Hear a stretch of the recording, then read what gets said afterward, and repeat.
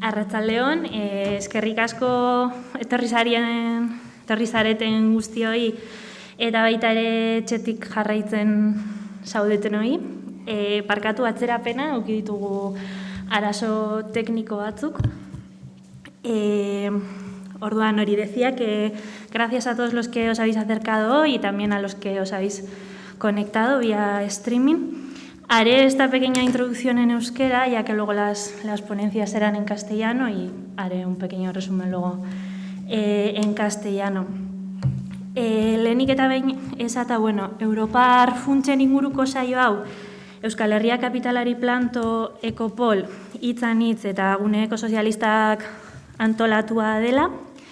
Eta zergaitik Europar funtsei buruz, Europako funtsak izan direlako, Europar Batasunak erabili duen tresna nagusia, pandemiak areagotu duen krisiari aurre egiteko.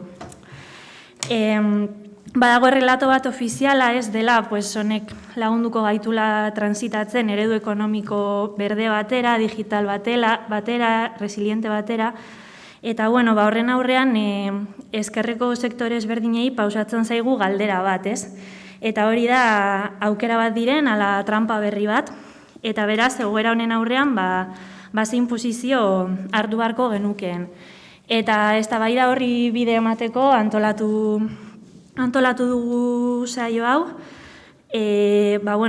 Badirelako ezkerreko sektore batzuk hartu dutenak ez posizio bat, Europar funtsak diren trampa salatzearena, ez? Salatuz badirela Europako kapitala reskatatzeko mekanismo bat, langile klasearen interesen eta bizitzen kontura, eta aldiz badira posizio batzuk, defendatzen dutenak edo uste dutenak Europar funtsek albidetu dezaketen New Green Deal hori baldintzatzeko ezker eraldatzailearen lidergo bat artikulatu behar dela, eta eztabaida horri proposamenak egin behar zaizkiola. Eta horren aurrean herritarroi ezaigu nahikoa informazio ematen ari, eta ez dira ari albidetzen eztabaida publiko bat, ez da erabakimen gaitasuna, eta horren aurrean ekimen honek ekarpena egin nahi du eztabaida hori sustatzeko eta irekitzeko. Uste dugulako Europar funtsekin gertatuko denak baldintzatuko duela agenda politikoa datozen urteetan, eta baldintzatuko duela zenolako gizartetan bizialko garen. Entonces, decía en euskera que estas jornadas se han organizado desde Euskal Herria Kapitalari Planto Ekopol hitzan hitz gune ekosocialista, y que se organiza este panel sobre los fondos europeos porque han sido una de las mayores herramientas de la Unión Europea para hacer frente a la crisis actual agravada por la pandemia, y porque creemos que condicionarán la agenda durante los próximos años, así como el modelo de sociedad hacia el que transitaremos durante los siguientes años. Entonces, no me voy a alargar más porque los ponentes seguro que explican mucho mejor cuáles son los ejes del debate. Orduan aurkeztuko ditut hizlariak, besterik gabe. Gure artean ditugu Erika González, Omaleko ikertzailea da bera, Paz con Dignidad elkartearen proiektu bat dena, eta enpresa transnazionalen inpaktua aztertu eta salatzeko lanean aritzen da, online egingo du bere ekarpena. Mikel Otero, EH Bilduko kidea da gaur egun, eta EAeko legebiltzarkidea, ofizio suhiltzailea da, eta mugimendu ekologistan aritu da urte luzez, batez ere frackingaren kontrako borrokan, eta Gonzalo Fernández Ortiz de Zárate, ekonomilaria, Omaleko kidea, eta Euskal Herria Kapitalari Planto plataformako kidea. Gurekin izan bar genuen Maria Eugenia Rodríguez Palop, baina, arazo batzu direla medio ezin izango du konektatu, eta beraz, hiruren artean egingo dugu gaurko saioa.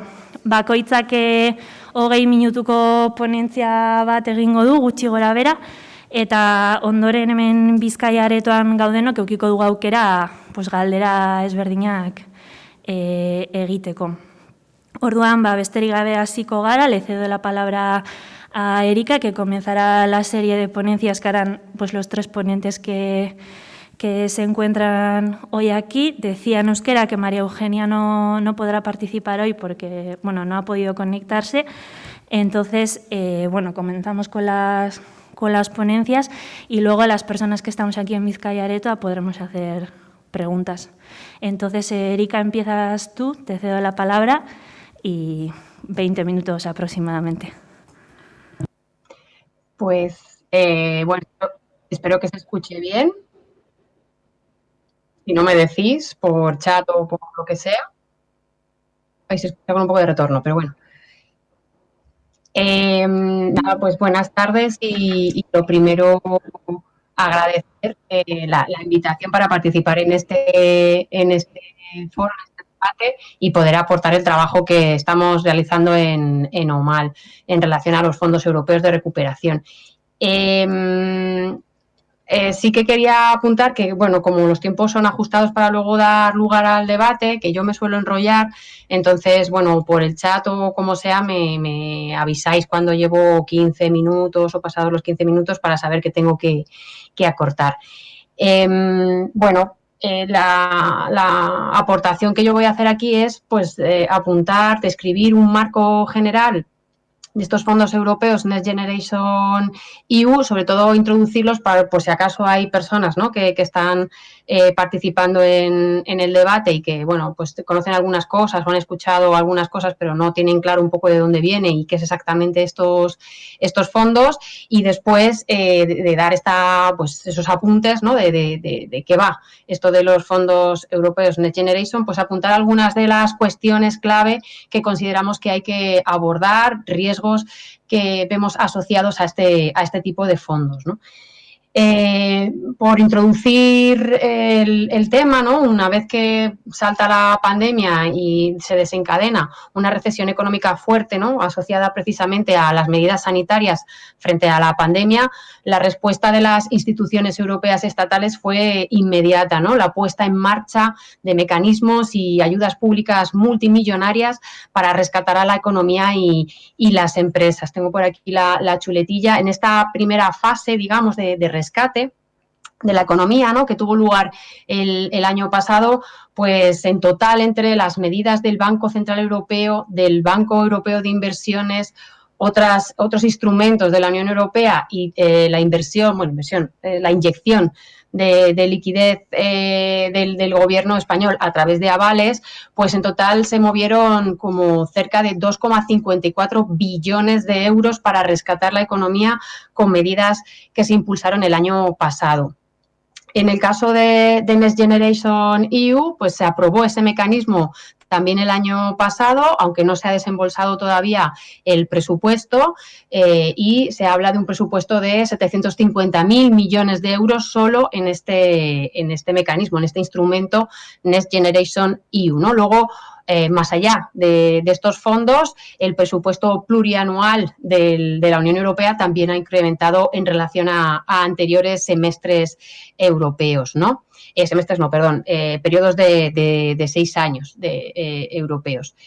Se planifica, ¿no?, en estos nuevos presupuestos, pues también un crecimiento de esa cantidad, ¿no?, de dinero que se maneja hasta los 1,8 billones de euros, ¿no? Una cantidad muy considerable de dinero que se inyecta a la economía directamente para rescatar la economía. Ya no es rescatar una u otra empresa, sino directamente la economía que se ha venido abajo con esta recesión y que, bueno, pues cuando el neoliberalismo decía que mejor que la economía, ¿no?, más dinámica y más competitiva y que puede generar más crecimiento económico, es en la que el Estado estaba ausente, pues vemos cómo sin el Estado ahora mismo no habría economía directamente, ¿no? En el caso de Next Generation EU, de ese instrumento que está compuesto por diferentes digamos, programas, ¿no? Tiene como diferentes programas. El programa principal, el que se lleva la mayor parte y del que se está hablando continuamente, es el llamado mecanismo de recuperación y resiliencia. De este mecanismo es de donde van a proceder los hasta 140.000 millones de euros que puede solicitar el Estado español, ¿no? Que hasta ahora va a solicitar la parte destinada a subvenciones, que son 72.000 millones de euros que se conceden sin exigir la devolución a empresas y administraciones para una serie de inversiones, ¿no? En ese presupuesto de Next Generation EU, el 70% del presupuesto se tiene que gastar, en principio, entre 2021 y 2022, ¿no? Estos serían un poco las cifras, los programas de lo que estamos hablando con estos fondos europeos. Un segundo aspecto es de dónde proceden los fondos europeos Next Generation EU, y van a proceder de la emisión de deuda, ¿no? De la emisión de 900.000 millones de euros en bonos de deuda mutualizadas que se tienen que devolver en un periodo de entre 5 y 30 años, ¿no? Esos 750.000 millones del instrumento Next Generation se van a financiar con esos bonos de deuda que va a emitir la Unión Europea. Para poder emitir esa deuda han tenido que ratificarse en cada uno de los parlamentos europeos el permiso, ¿no? Para poder generar esos bonos de deuda mutualizados. Se ha conseguido ya, el 28 de mayo ya aprobaron en los parlamentos de los 27 países de la Unión Europea este mecanismo y se va a poner ya en marcha. Una cuestión más de tiempos es que una de las exigencias, ahora lo veremos, que tiene la Unión Europea para conceder estos fondos es la elaboración de un plan de recuperación y resiliencia que daban de plazo hasta el 30 de abril. Muchos países se están retrasando. En el caso del Estado español sí que lo ha presentado justo en el límite. Y la Comisión Europea tiene 2 meses para revisar, para corregir, para que se hagan los cambios que considere oportuna la Comisión Europea en relación a ese plan de recuperación y resiliencia. Si es aprobado este plan, pues ya en, digamos, julio o en el segundo semestre puede recibir ya las primeras cantidades, los primeros fondos que corresponden, pues como ya he dicho, primero, que es lo que ha solicitado, a los 72.000 millones de euros en subvenciones, ¿no? Esto es, pues como la presentación de dónde vienen estos fondos, de qué cantidad estamos hablando, cuáles son las fechas que se están manejando, qué requisitos a nivel, ¿no?, de aprobación para obtener estos fondos, pues se ha presentado. Un tercer punto es, como digo, los fondos que va a recibir el Estado español no están, como se decía al principio, libres de cualquier tipo de condicionante, ¿no? No es solo que el Estado español lo solicita y directamente la Comisión Europea se lo concede, sino, pues que están asociados a una serie de condicionantes, ¿no? Estos condicionantes pues pasan por, como he dicho antes, un plan de recuperación y resiliencia que en el Estado español se llama Plan de Recuperación, Transformación y Resiliencia España Puede, ¿no? Que es lo que digo que ha presentado el 30 de abril, aunque, pues públicamente se ha ido publicando poco a poco contenidos de este plan. Ha sido, ya lo apuntaremos, bastante opaco, no hay mucha información de los proyectos concretos ni de las empresas concretas, ya lo apuntaremos, y cada vez se va, pues publicando algunas partes de ese plan para poder ver en qué consiste ese conjunto de inversiones y reformas que te exige la Unión Europea para poder recibir y poder destinar esos fondos europeos. Otro de los condicionantes es los ámbitos de aplicación de esos fondos. Te exigen que el 37% de ellos vayan hacia lo que llaman transición ecológica, transición energética fundamentalmente. Aunque, ya veremos también que por el tipo de proyectos entra prácticamente grandes proyectos, muchos de ellos en cuestiones energéticas pues de dudoso futuro, y el 20% también de los fondos te exigen que se destine a la digitalización, ¿no? Para entrar en esa cuarta revolución industrial, en esa digitalización de la economía que se promete que va a incrementar la productividad, la competitividad y el crecimiento económico. Y por último, otro de los condicionantes que pone la Unión Europea es cumplir las recomendaciones del semestre europeo de 2020 y 2019. Recomendaciones que en realidad son obligaciones que tienen que cumplir los estados en cuanto a sus políticas, que se ajuste, digamos, a pues una moderación en el gasto público, ¿no? Y de ahí salen algunas reformas que exige la Unión Europea y que es la que bueno, se han presentado en diferentes medios de comunicación, la que se está debatiendo en los parlamentos, en el Parlamento, que es la reforma laboral y la reforma de las pensiones, ¿no? Luego hablaremos también de uno de los riesgos asociados a precisamente a la cuestión de la deuda, que está directamente asociada a esta reforma laboral y de las pensiones. Estas son parte de los condicionantes que tiene o que impone la Unión Europea para poder transferir los fondos Next Generation EU, ¿no?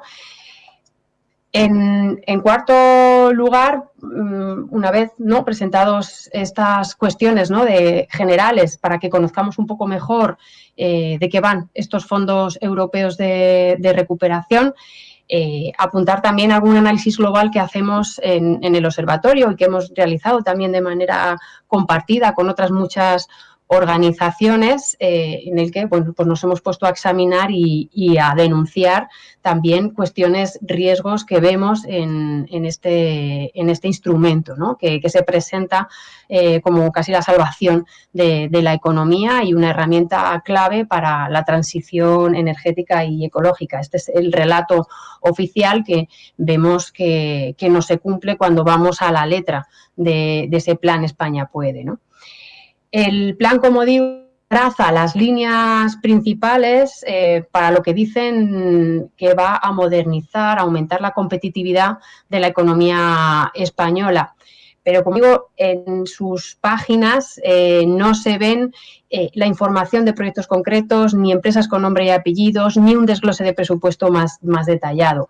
Este plan, que debería recoger las inversiones y reformas concretas con plazos, bueno, pues para saber qué es lo que se va a hacer con ese dinero, que va a ser un dinero que es un dinero público, pues no tiene ese reflejo. Lo que hay en el plan es mucho relato, ¿no? Es parte del relato que construye en esto que el presidente del gobierno, Pedro Sánchez, ha llamado como el plan de recuperación más ambicioso de la historia reciente de España, ¿no? Y se habla, bueno, pues del fortalecimiento del tejido productivo, de cuestiones relacionadas con la movilidad sostenible, la rehabilitación de edificios, ecosistemas resilientes, transición energética justa, ¿no? Todos estos conceptos están incorporados en el plan, pero lo que estamos viendo es que tanto por las figuras de gestión de estos fondos, ¿no? que se dan peso en el plan, en el decreto que regula la gestión de los fondos, tanto por eso como por la participación de las grandes consultoras transnacionales, el tipo de proyectos que se están presentando, lo que estamos viendo es que hay un fuerte protagonismo de las empresas transnacionales. Y lo que estamos viendo también es que ese relato está respondiendo más a construir o a generar una mano de pintura verde y en algunos casos violeta cuando se habla de cuidados a este plan y desdibujar lo que consideramos que es el objetivo principal del plan de recuperación, transformación y resiliencia, que es directamente sostener las bases del modelo socioeconómico que tenemos actualmente, ¿no? Que están en crisis. Pues intentar sostenerlo y también intentar generar en el corto plazo, digamos, un ciclo que pueda sostener también los beneficios de las grandes empresas que han protagonizado el capitalismo español. Y voy a apuntar algunas de las cuestiones por las cuales hacemos esta afirmación, sin tener mucha más información, ¿no? Que no se puede ver en ese plan España Puede, pero sí podemos apuntar a determinadas cuestiones que confirman que se está dando pues un proceso, una estrategia, una planificación y una financiación de sostener este modelo socioeconómico y de sostener también los beneficios de las grandes compañías españolas del capitalismo español, ¿no? Voy a ir apuntando algunos de los riesgos que hemos reflejado en una publicación que hemos elaborado conjuntamente con el ODG y con Ecologistas en Acción, bueno, que es la guía Next Generation EU, más sombras que luces. Está disponible íntegramente en Internet por si alguien quiere consultarlo en la página de las tres organizaciones, ¿no?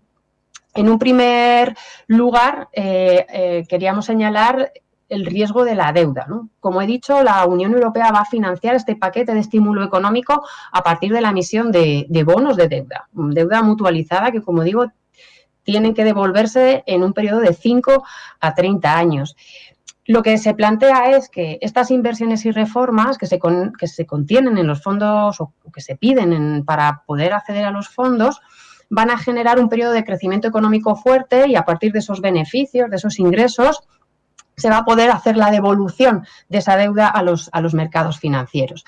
Consideramos que no va a ser real ese periodo de crecimiento económico fuerte, ¿no? La digitalización, la construcción, tanto la transición a una matriz energética de mayor peso de renovables, no va a generar, no hay nada, no hay ninguna señal, ningún indicio que apunte a que va a generar ese periodo de crecimiento fuerte. Y por lo tanto, ese capitalismo verde y digital, al no dar esos ingresos suficientes para generar el presupuesto necesario para devolverlo a los mercados financieros, lo que se va a exigir para poder devolverlo es lo que se ha aplicado en anteriores crisis económicas, que son ajustes estructurales que van directamente a un gasto público que se centra, lo que mayoritariamente se invierte, pues ya sean en pensiones, ya sea pues en sostener, ¿no? Con ERTES o con paro o en la sanidad o en la educación, digamos, como volver a aplicar las mismas medidas de recorte de gasto público. Esto es lo que nos tememos. Y nos tememos que esto va a ocurrir especialmente cuando se active el Pacto de Estabilidad y Crecimiento, que ahora está congelado precisamente por esa recesión económica fuerte, y que vemos que es posible que se vuelva a activar de aquí a un año y medio, y que te exige que la deuda pública sea de un 60% y que el déficit sea de un 3%. Ahora mismo el Estado español tiene una deuda de un entorno 120%, es decir, del doble, y tiene un déficit de un 10%, ¿no? Entonces, ¿cómo se va a llegar a esas cifras? Bueno, pues vemos que muy probablemente sea con aplicación de un plan de ajuste estructural muy fuerte. Y esto lo podemos ver porque ya están exigiéndose reformas en ese sentido sin aplicar el plan de estabilidad y crecimiento, como digo, esas reformas de las pensiones y esa reforma laboral, ¿no? Entre otras muchas. Este sería un primer riesgo. El segundo riesgo es que las principales beneficiadas de estos fondos van a ser las grandes empresas transnacionales. Estamos viendo que por las vías que tienen para la presentación de proyectos, por precisamente el que tengan a su disposición las grandes consultoras, por las propuestas que se están haciendo, bueno, todo encamina, aunque es verdad que puede haber presupuesto destinado a pymes o a cooperativas, pero la parte del león, la mayor parte de estos fondos van a ir destinados a las grandes empresas. De hecho, estas transnacionales están en el diseño propio de la gestión de los fondos, ¿no? En la ley, el Real Decreto Ley 36/2020 para la ejecución de estos fondos de recuperación, digamos que adopta, coge directamente texto que presentó la COE y que fue elaborado por abogados de los principales bufetes, ¿no? Como Cuatro Casas, Garrigues, Uría Menéndez o PricewaterhouseCoopers. Es decir, que están en la propia creación del instrumento de gestión de los fondos, están las empresas transnacionales.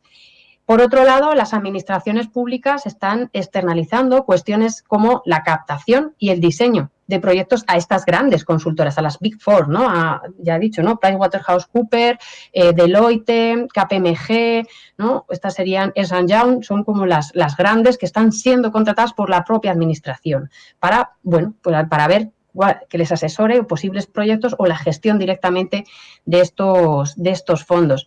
Y estas mismas consultoras están siendo contratadas por las grandes empresas transnacionales para presentar proyectos, ¿no? Hay directamente una relación casi directa, un engranaje que va desde la administración pública a las grandes empresas, pasando por las grandes consultoras, en el que, bueno, pues se está facilitando, digamos, el canal de llegada de los proyectos de estas empresas y probablemente su aprobación y financiación, ¿no? Tienen vías privilegiadas para llegar a la administración para que sean aprobados sus proyectos y además tienen una gran capacidad para generar un amplio, digamos, también una cantidad de proyectos muy elevado con un presupuesto también muy elevado. Las grandes empresas han generado proyectos por un valor de más de 120.000 millones de euros, ¿no? Cuando hablo de proyectos, es una cifra que tampoco se ha publicado, ¿no? No han publicado tampoco las empresas. Las empresas hablan de, por ejemplo, 150 proyectos por valor de 21.000 millones de euros, pero en esos proyectos hay una parte que van a pedir a los fondos europeos y una parte que va a ser puesta por cada empresa, ¿no? Pero no se sabe cuál es esa proporción. Lo que sí sabemos es que las empresas que han pedido un mayor presupuesto son Iberdrola, por un lado, ¿no? En torno a unos... los proyectos tienen un presupuesto de unos 20.000 millones de euros y Endesa, por otro lado, con un presupuesto de 19.000 millones de euros. Bueno, estas cifras, no sé si Iberdrola ha aumentado, creo que un poco más después, el presupuesto de los proyectos que va a pedir, ¿no? Y una cuestión que sí quería apuntar es, aunque no soliciten proyectos, una de las grandes beneficiadas de estos fondos van a ser los bancos, las entidades financieras, que son clave para facilitar, para adelantar los créditos. De hecho, los grandes bancos españoles estaban negociando tanto con el Gobierno como con la Comisión Europea el adelantamiento de estos fondos y también el cobro de intereses, ¿no? por adelantar en base a crédito, para dar liquidez, para adelantar estos fondos, pues van a tener un negocio que les va a reportar entre 3.000 y 4.000 millones de euros, ¿no? No están dentro de estas empresas, ¿no? que se presentan a los fondos, pero sí van a ser grandes beneficiadas de la gestión de estos fondos europeos. Otro riesgo que vemos es ese lavado de cara verde para las grandes empresas que se suman ahora al capitalismo verde y se presentan como la solución a la crisis ecológica cuando han sido, digamos, de las principales responsables también de la profundización de la crisis ecológica, ¿no? El tipo de proyectos presentados por las empresas y por las comunidades autónomas hablan de modernización o actualización o renovación de las infraestructuras, digitalización por todas partes, redes eléctricas, empresas, administración, todo tipo de servicios, el AVE también, en algunos casos, algunas comunidades autónomas y algunas regiones, la extensión del 5G, las gigafactorías de baterías, el automóvil eléctrico y el hidrógeno, ¿no? Este caso en concreto, el hidrógeno es, digamos, como el proyecto estrella de las energéticas, ¿no? Se plantea como una energía clave para poder sustituir la producción energética de combustibles fósiles donde no llega la electrificación, ¿no? En el transporte pesado, por ejemplo, la industria pesada también, que no se puede o difícilmente se puede electrificar, pues se plantea el hidrógeno como alternativa al combustible fósil. La realidad es que es una solución muy cuestionable, de dudosa eficiencia y complejidad tecnológica, y también está en duda que pueda ser, ¿no?, una opción ambientalmente respetuosa, pero lo que sí que está posibilitando es que el oligopolio de petroleras y eléctricas se presenten como adalides de ese capitalismo verde. Y bueno, en Euskal Herria hay un ejemplo claro como es el corredor vasco del hidrógeno, ¿no?, en el que está incluido, por ejemplo, Petronor. Pero bueno, de allí podéis comentar y tendréis mucho más información de este proyecto, ¿no? Y por otra parte, en relación a ese lavado verde, no se está teniendo en cuenta, ¿no?, en este planteamiento de digitalización, de construcción de grandes campos de renovables o gigafactorías de baterías, no se está teniendo en cuenta que ya hemos traspasado o estamos traspasando los límites biofísicos del planeta, ¿no? Que no solo se está dando una emergencia climática y ecológica, sino que también estamos en un proceso de agotamiento de aquellas materias, de aquellos minerales, de aquellas energías que están en el metabolismo del sistema, ¿no? Que están en la base de ese metabolismo.